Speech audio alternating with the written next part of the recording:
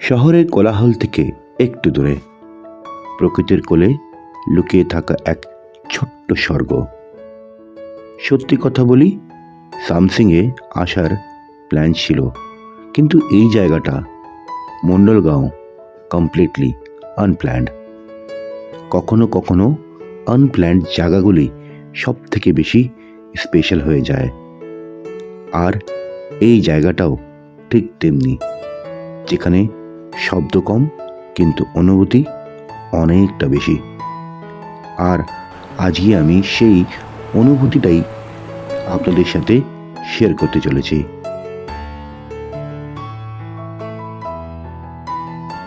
So welcome to সামসিংয়ের মণ্ডলগাঁও।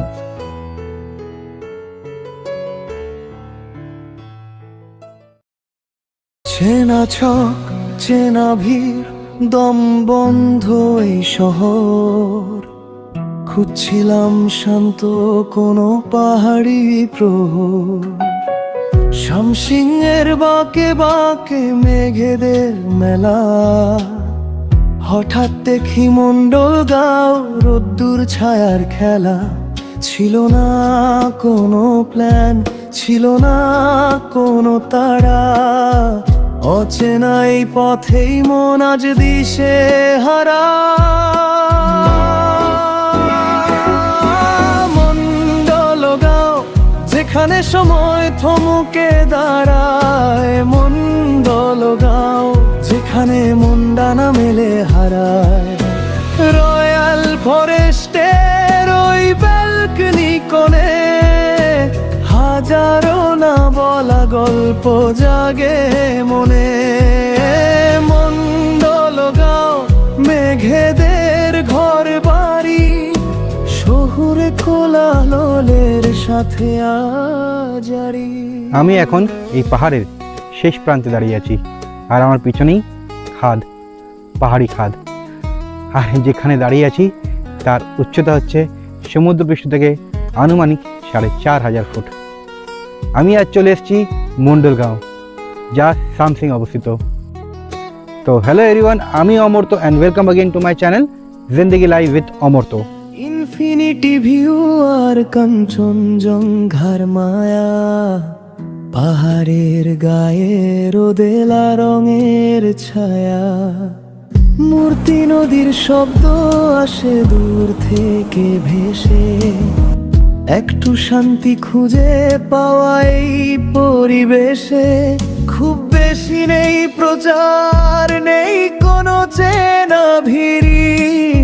শান্ত পাহাড় এখানে পেতেছে আপন নীড়।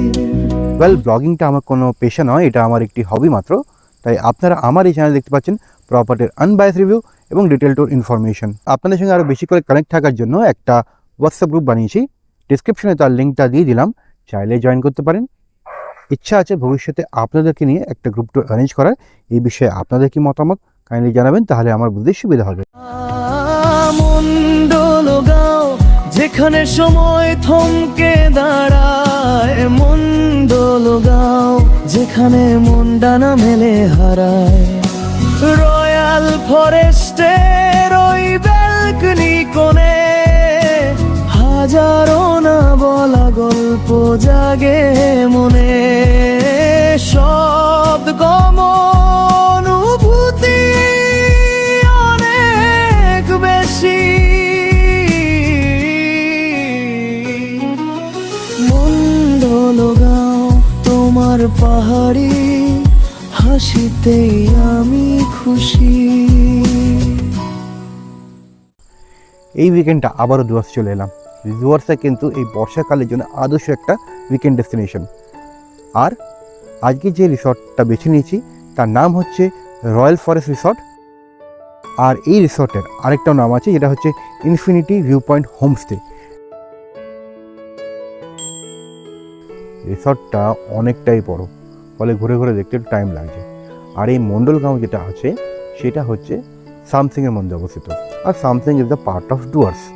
আর এই রিসর্টে বা এই সামসিংয়ে আসতে গেলে বা এই রিসর্টে আসতে গেলে সবথেকে নিয়ারেস্ট যে স্টেশনটা আছে সেটা হচ্ছে নিউ মাল জাংশন। সেক্ষেত্রে এর দূরত্ব হচ্ছে আনুমানিক 30 কিলোমিটার মতন, আর আসতে সময় লাগতে পারে এই আনুমানিক 1 ঘন্টা। তবে আপনারা এনজেপি থেকেও আসতে পারেন। সেক্ষেত্রে এনজেপি থেকে এই রিসর্টের দূরত্ব হচ্ছে এই আনুমানিক 90 কিলোমিটার মতন এবং সময় লাগতে পারে এই 3 ঘন্টা মতন। তবে চারশাও কিন্তু একটা নিয়ারবাই স্টেশন, যেটা হচ্ছে মাত্র 15 কিলোমিটারের দূরে অবস্থিত। আর সেক্ষেত্রে আপনি যদি 7টা 20 আলিপুরদুয়ার এক্সপ্রেস ধরেন বা ট্যুর স্পেশাল ভিস্টাডোম যে ট্রেনটা আছে ওটা যদি ধরেন, সেক্ষেত্রে চারশায় নেমে এই রিসর্টে আসতেই পারেন। এই সবে ঢুকলাম এবং আস্তে আস্তে সম্পূর্ণ জায়গাটা ঘুরবো।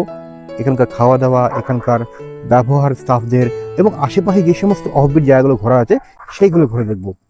তাহলে চলুন যাত্রা দিয়ে শুরু থেকে শুরু করা যাক শিলিগুড়ি থেকে। শিলিগুড়ির এনজেপি বাইক রেন্টাল শপ থেকে একটি স্কুটি রেন্ট নিয়ে পাহাড়ের পথে উঠে আসা। আর স্কুটি রেন্ট কেমন, কোথা থেকে কীভাবে নিলাম, তার সমস্ত তথ্যগুলো আগের ভিডিওতে কভার করা আছে। শিলিগুড়ি থেকে চালসার দিকে যাচ্ছি এবং উদলাবাড়ি হয়ে যাচ্ছি।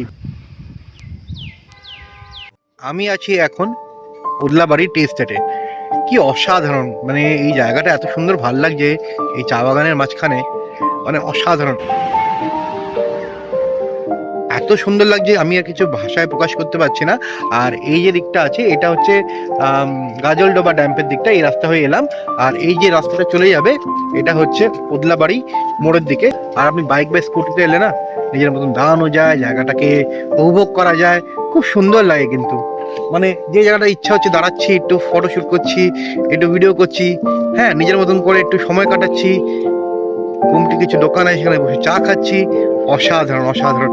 এইগুলো না, এইগুলো একটু এনজয় করতে হয়। এলাম ধরাধর করে একটা সাইড সিন করলাম, আমি জানি না এখন আমার ভালো লাগে না। এই ডুয়ার্স কিন্তু আপনি যে কোনো সময় আসতে পারেন, বছরের যে কোনো সময়। আর বর্ষার ডুয়ার্সে তার আলাদাই একটা রূপ, আলাদাই একটা সৌন্দর্য, অসাধারণ। যাই হোক, এবার হোমস্টের দিকে এগোই, একেবারে হোমস্টের দিকেই দেখা হচ্ছে। জায়গাটা এতটা সুন্দর, না দাঁড়িয়ে থাকতে পারলাম না, একটু দাঁড়িয়ে গেলাম। জাস্ট জায়গাটা দেখুন কি অসাধারণ লাগছে। রাস্তার দুদিকে বড় বড় গাছ, দুপাশে চা বাগান, অসাধারণ বিউটি। আর চাষাটা একটু ডাউনে ছিল, মানে ওদিকটা সমতল, বাট এটা কিন্তু এই জায়গাটা আছে আপহিল, কিন্তু সমান সমতল, মানে অনেকটা একটু খাড়াই হয়ে এলাম, দেন তারপরে রাস্তাঘাট একদম সমান, মনে হচ্ছে সমতল, মানে পাহাড়ের উপরে সমতল। এরকম আমি দেখিনি কখনো, মানে অসাধারণ অসাধারণ জায়গাটা, অসাধারণ এক্সপিরিয়েন্স হচ্ছে। মানে আমি জায়গাটার প্রেমে পড়তে বাধ্য হচ্ছি। মানে আমি এত টি স্টেট দেখেছি, এত টি স্টেট দেখেছি, সত্যি কথা বলতে গেলে চালসা থেকে নিয়ে সামসিং যাওয়ার পথে বা মন্ডলগাঁও যাওয়ার পথে এত বড় চা বাগান আমি দেখিনি। মানে কাটার পর কাটা, বিঘের পর বিঘে এক একটা টি স্টেট। আমি কারেন্টলি দাঁড়িয়ে আছি মেত্রী টি স্টেটে। চালসা পৌঁছে তারপর থেকে ওঠার পর যা সিনিক বিউটি আমি দেখতে পাচ্ছি, আমার মনটা খুশ হয়ে গেল। এই যে ভালো ভালো জায়গাগুলো দেখতে পাচ্ছি না, এইগুলো দেখার জন্যই তো প্রত্যেক উইকেন্ডেই ছুটে আসে নর্থ বেঙ্গলে। আর ওই 4 চাকায় সেই মজাটা নেই যে মজাটা 2 চাকায় আছে।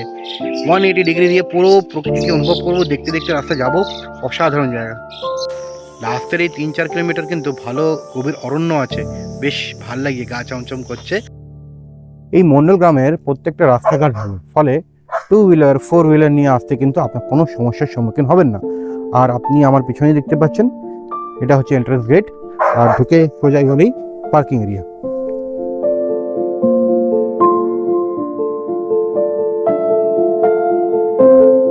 তো এটাই হচ্ছে এখানকার পার্কিং প্লট। আর অনায়াসেই কিন্তু 6টা বড় গাড়ি তো চলেই আসবে। আমি আমার স্কুটিটাও এখানেই রেখেছি।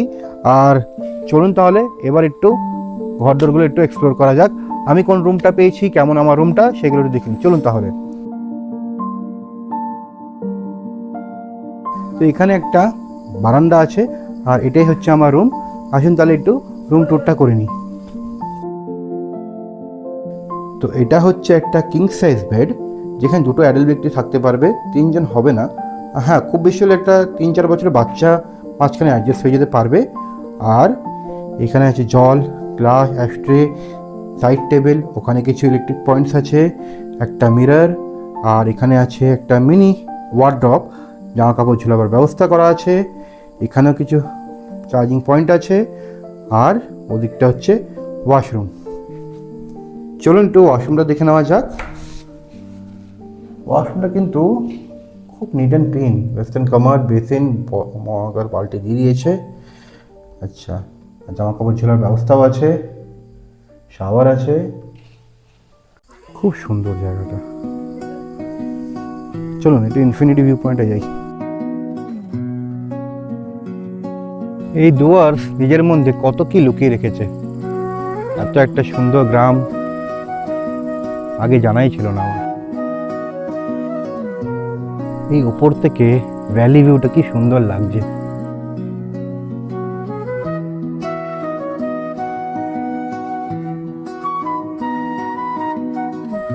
মন্ডলগাঁও, এর আগে সামসিং এর এই মন্ডলগাঁও সম্পর্কে আপনি কখনো নাম শুনেছেন কিনা জানাবেন।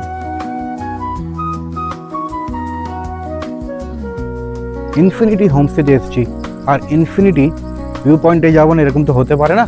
তো চলুন আমার সাথে একটু ইনফিনিটি ভিউ পয়েন্টের দিকে।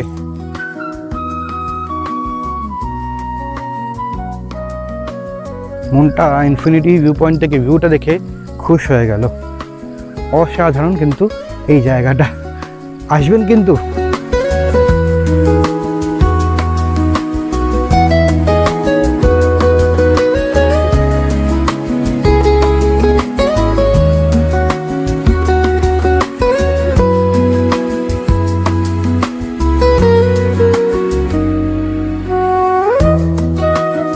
এই রিসর্টটা অনেকটাই ওপেন এবং খোলামেলা থাকায় অনেকটা জায়গা ঘুরে আপনি কিন্তু এখানে সময় কাটাতে পারেন।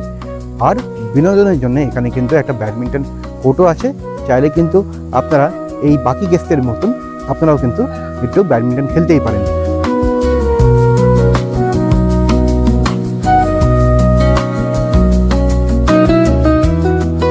এই মন্ডলগাঁওতে বেশ কিছু ঘোরার জায়গা আছে, আর সেখানে আমিও যাব এবং যাবেন আপনারাও আমার সাথে। তবে ঘড়ি বলছে 2:15, খিদে পেয়ে গেছে। তাহলে চলুন লাঞ্চটা একটু সেরে আসি, দেন তারপরে বাইরেতে ঘুরতে যাওয়া আছেই।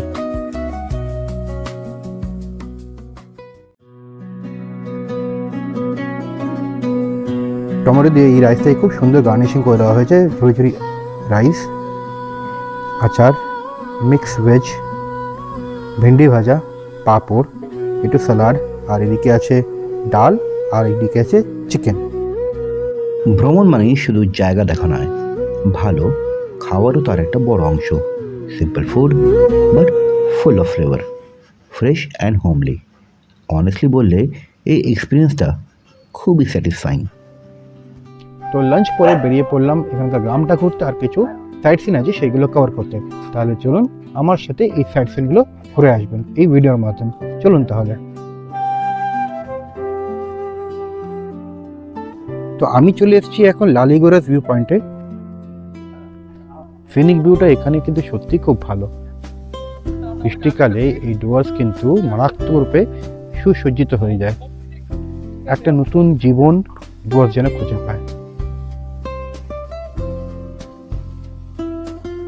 তো আমি যে জায়গাটা আছি এটা হচ্ছে জলপাইগুড়ি ডিস্ট্রিক্ট আন্ডারেই পড়ছে, ঠিক আছে। তারপরে মূর্তি রিভার, আর মূর্তি রিভার ওই দিকটা যদি হয় তাহলে সেটা হচ্ছে কালিম্পং ডিস্ট্রিক্ট আন্ডারে পড়ে যাচ্ছে। আচ্ছা, এবং আনুমানিক 5-6 কিলোমিটার পরে গেলেই আপনার ভুটান বর্ডার স্টার্ট হয়ে যাচ্ছে। আচ্ছা, এখানে কোনো পার্কিং ফি লাগে না, গাড়ি এমনি ওপেন পার্কিং করা যায়। অনেক টুরিস্টরা কিন্তু এখানে সাইট সিন করতেই এসছেন।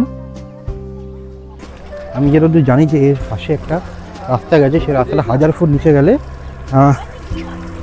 একটা পিকনিক স্পট পড়ে বা মূর্তি রিভার ভিউ পয়েন্টও পড়ে। এবার একটা জিনিস অনুভব করলাম যে আমি ভোটের একটু আগে এসেছি, তো তাই এখন বাইরের টুরিস্ট এসছে, এখানকার যারা স্থানীয় যারা আছে, কাপলস যারা প্রেম করছে, তারা কিন্তু এখানে বেশি এসে এই জায়গাটা টাইম স্পেন্ড করছে, আর কয়েকজন শর্টসও বানাচ্ছে। ভালো, একটু নেমে দেখে নিচ্ছি, আগে রাস্তাটা বুঝে নিচ্ছি যে রাস্তাটা স্কুটি নিয়ে গেলে কতখানি সেফ বা ভালো হবে। 1000 ফুট নিচে অবস্থিত পাওয়া, এখান থেকে কিন্তু রাস্তা তো দেখে মনে যাওয়া যাবেই, আসলে হওয়া উচিত না। ওই যে নিচে তো 4 চাকা তো চলেই যাচ্ছে, আর দেখি আমরা যাই কিনা। এটা বলছিলাম যে ওখানে দেখুন, মনে হচ্ছে ওই যে লাল লাল যে বাড়িগুলো আছে না ওইগুলো মানে হোমস্টে। রাস্তার আপডেট আগে দিই, প্রচণ্ড খাড়াই রাস্তা, ফলে যারা একটু অভিজ্ঞ পাহাড়ে চালানো খুব অভ্যস্ত আছেন তারাই কিন্তু ট্রাই নেবেন, আদারওয়াইজ নেবেন না, কেন বাইকে সেকেন্ড গিয়ারে নামতে হবে। আর স্কুটি কিন্তু তার চেয়ে একটু কমপ্লিকেটেড। তো যারা স্কুটি নিয়ে যাওয়া আসা করেন, যাদের অভিজ্ঞতা হয়ে গেছে, তারাই কিন্তু এই খাড়াই রাস্তা নামার চেষ্টা করবেন। ওঠার ক্ষেত্রে হয়তো সমস্যা হবে না, নামতে কিন্তু সমস্যা, ঠিক আছে, স্কুটির ক্ষেত্রে। আর টার্নিং আছে, তো সেটা একটা টেকনিক লাগে, আমাকেও কেউ শেখায়নি, আমি ওই থিওরিক্যাল নলেজে বিলিভ করি না। পাহাড়ে এসে এসে স্কুটি নিয়ে ঘুরে ঘুরে একটা শিক্ষা অর্জন করে নিয়েছি। তো পুঁথিগত বিদ্যার চেয়ে প্র্যাকটিক্যাল বিদ্যা বেশি কাজে আসে, এবং সেখান থেকেই আমি অভিজ্ঞতা অর্জন করেছি, এবং তার অভিজ্ঞতার ভিত্তিতেই আমি কিন্তু এই রাস্তাতে আসার সিদ্ধান্ত নিয়েছি। তো আমার কাছে ওকে হলেও অনেকের কাছে নাও হতে পারে। সেই আই লাভ সামথিং ওখানে ছিল, ওখান থেকে এতখানি নামলাম, 1000 ফুট আনুমানিক হবে। আর এইগুলো ইয়েস, যেটা আমি গেস করছিলাম, এই তিনটে হচ্ছে হোমস্টে, আর এটা রেস্টুরেন্ট। অসাধারণ, তো অসাধারণ ভাই, কি জায়গা ভাই, এখানে তো ফটো সেশন খুব সুন্দর হবে ভাই। আমার প্রথমবার, আমার ভালো লাগছে, অসাধারণ লাগছে। দেখাই আপনাদেরও, ওই পাহাড়ে ছিলাম, ওখান থেকে দেখতে পাচ্ছিলাম মূর্তির এবারটাকে, আর এখন মূর্তির এবারের সামনেই। ও জায়গা,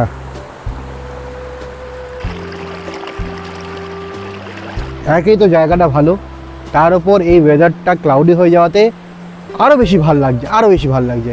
অসাধারণ, অসাধারণ, কি জায়গা, উফ।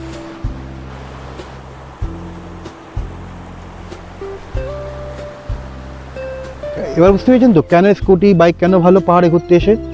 যখন ইচ্ছা, যেরকম ইচ্ছা বেরিয়ে পড়ো, কারোর উপর ডিপেন্ডেন্ট থাকতে হবে না, কোনো ক্যাবওয়ালার উপর ডিপেন্ডেন্ট থাকতে হবে না। যতক্ষণ ইচ্ছা, নিজের ইচ্ছা অনুযায়ী সেই স্পটে গিয়ে টাইম অনুযায়ী ভিজিট করো। Anyways, let's move to next destination. আমি এখন চলে এসেছি নাগেশ্বরী শিব টেম্পলে। এটা কিন্তু এই যে জায়গাগুলো দেখাচ্ছি বা দেখাবো, সেগুলো কিন্তু সবকটাই এই রিসর্ট থেকে 4-5 কিলোমিটারের মধ্যেই। তো অনায়াসেই কিন্তু এখানে আপনি আসতে পারেন। এই মন্দিরটা কিন্তু নাগেশ্বরী মন্দির। তো চলুন একটু মন্দিরের ভিতরে প্রবেশ করা যাক। এই মন্দিরটা আসার কারণ হচ্ছে, এটা শুনেছি খুব নাকি জাগ্রত, তার জন্য এখানে কিন্তু আসা। আর এটাও কিন্তু পাহাড়ের একদম উপরে অবস্থিত, মানে আপনি অবশ্যই মন্দির পর্যন্ত আপনার গাড়ি 2 হুইলার 4 হুইলার চলে আসবে।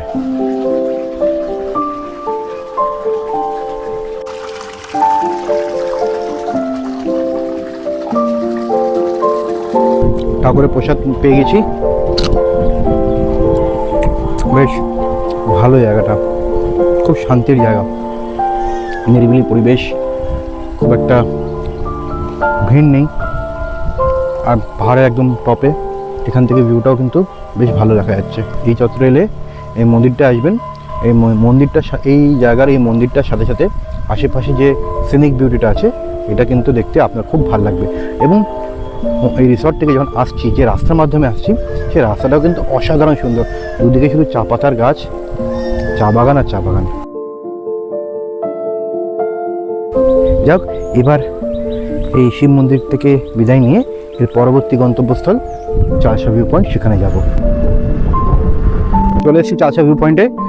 আমার রিসর্ট থেকে এর দূরত্ব আনুমানিক এই 1 কিলোমিটার মতনই হবে। আর চলুন তাহলে, এখানে বেশ কিছু দোকানপাট কিন্তু রয়েছে, মানে এখানে কিন্তু টুরিস্টরা আসে, তারা বেশ কিছু টাইম স্পেন্ড করে, তার জন্য কিন্তু এই ফাস্ট ফুড সেন্টারগুলো খুলেছে।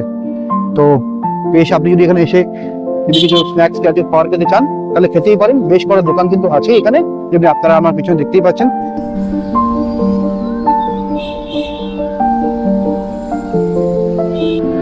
ওই দূরে কিন্তু ডুয়ার্সের জঙ্গলগুলো, অর্থাৎ লাটাগুড়ি, গরুমারা, চাপড়ামারি, মঙ্গলবাড়ি, বাতাবাড়ি, এই জোনটা, সেটা সামনে যেগুলো দেখা যাচ্ছে। কত অফরোডিং, আর ওই যে চা বাগান, ভাই ভাই কি জায়গা! চলে এসেছি কিলকোটের চা বাগানে। অসাধারণ ভাই, অসাধারণ, পাহাড়ের একদম উপরে বেশ কিছু জায়গায় একটু সমতল টাইপের আছে, আর এখানে হচ্ছে চা চাষ। আর আমরা এখন যাব ওই ওপর দিকটা, ওখানে আছে টেবিল টপ বলে জায়গাটা, একদম অফবিট অফবিট, একটা বাড়ি ঘর দর নেই এখানে, দেখতে পাচ্ছেন? চা বাগানের মাঝখানে একটা মেঠো পথ। এত ব্লক করি, এত চা বাগান করি, খুব সুন্দর একটা জায়গা, বেশ ভালো, অসাধারণ লাগছে কিন্তু এই চা বাগানের মধ্যে হাঁটতে। আর কেউ কোনো বলার নেই, কেউ কিছু দেখার নেই, বেশ সুন্দর ব্যাপক জায়গা। এখানে আসতেই হয়, মাস্ট ভিজিট প্লেস। আমার রেকমেন্ডেড রইল গৌরীগাঁওতে যদি আসেন বা এর আশেপাশে যদি থাকেন, এই টেবিল টপ জায়গাটা আসবেন, দেখবেন সিনিক ভিউটা কিন্তু খুবই সুন্দর। এই চা বাগানটা দেখতে যে ভালো লাগে না, অসাধারণ। সামনে যে গভীর অরণ্য দেখতে পাচ্ছেন নদীটার পরেই, সেটা হচ্ছে চাপড়ামারির জঙ্গল। আর এখান থেকে কিন্তু অসাধারণ সুন্দর একটা ভিউ আপনি দেখতে পারেন। তো আজকে একটু ক্লাউডি ওয়েদার, আদারওয়াইজ এখান থেকে সানসেটটা আমি জাস্ট কল্পনা করছি, আকাশটা যদি ক্লিয়ার থাকতো এই সময় এখান থেকে সানসেটটা দেখতে কী না সুন্দর লাগতো, অসাধারণ। চলে এসেছি আজকের লাস্ট ডেস্টিনেশন রকি আইল্যান্ডে। এখানে মূর্তি রিভারে যা স্রোতের আওয়াজ, মানে কি বলবো, চলুন নিচে যাই। লালিগড়াস মূর্তি রিভার ভিউ পয়েন্টে যেখানে গেছিলাম, ওখানকার জলের স্রোত হচ্ছে কিন্তু এখানকার জলের স্রোতটা আরও বেশি, বিকজ আরও বেশি উচ্চতায় অবস্থিত আর জায়গাটা সংকীর্ণ, ফলে স্পিডটা বেড়ে গেছে। এই মূর্তি রিভারে এখানে দেখুন কত উঁচু উঁচু রক আছে, সব কটা রকগুলো মিলে একটা আইল্যান্ড মধ্যে সৃষ্টি করেছে, তার জন্যে এই জায়গাটার নাম রকি আইল্যান্ড। এবং এই জায়গাটাকে কেন্দ্র করে একটা পর্যটন কেন্দ্র গড়ে উঠেছে, এবং এই পর্যটন কেন্দ্রকে কেন্দ্র করে বেশ কটা হোমস্টে গড়ে উঠেছে। মানে আমার সঙ্গে কেউ থাকতো, এখানে কিন্তু চান করতাম, অসাধারণ কিন্তু জায়গাটা, মারাত্মক মারাত্মক। ও কি সুন্দর জায়গাটা। আজকের মতন এই ঘোরার পর্বটা এখানেই শেষ করি। চলুন তাহলে এবার ফিরে যাওয়া যাক রিসর্টের উদ্দেশ্যে। রিসর্টে গিয়ে একবার দেখা হচ্ছে।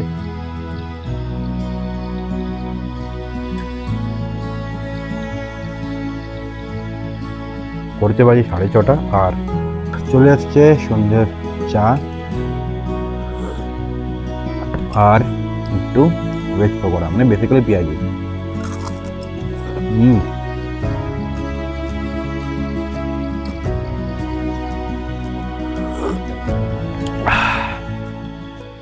যাক, দেখা হচ্ছে একবারে ডিনারের সময়।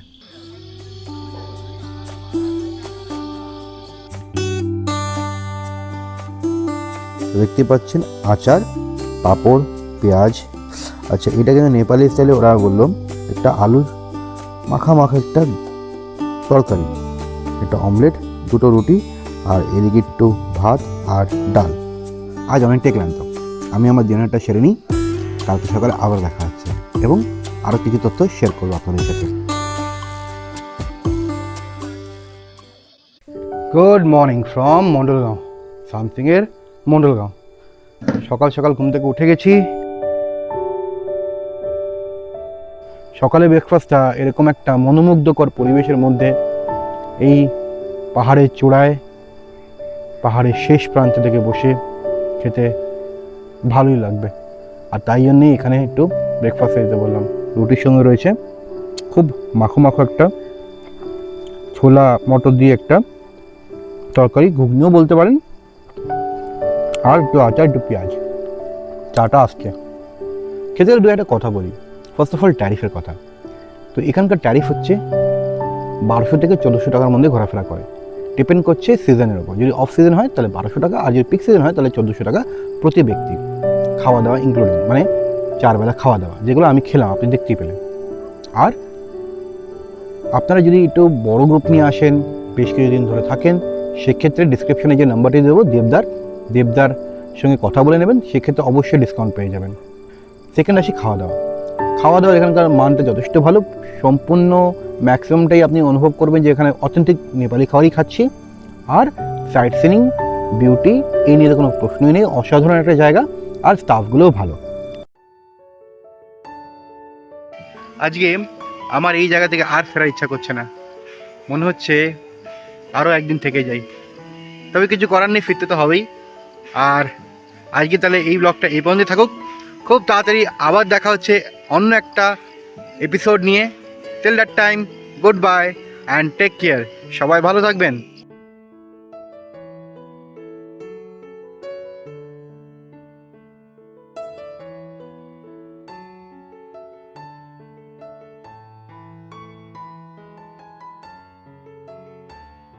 Coming next.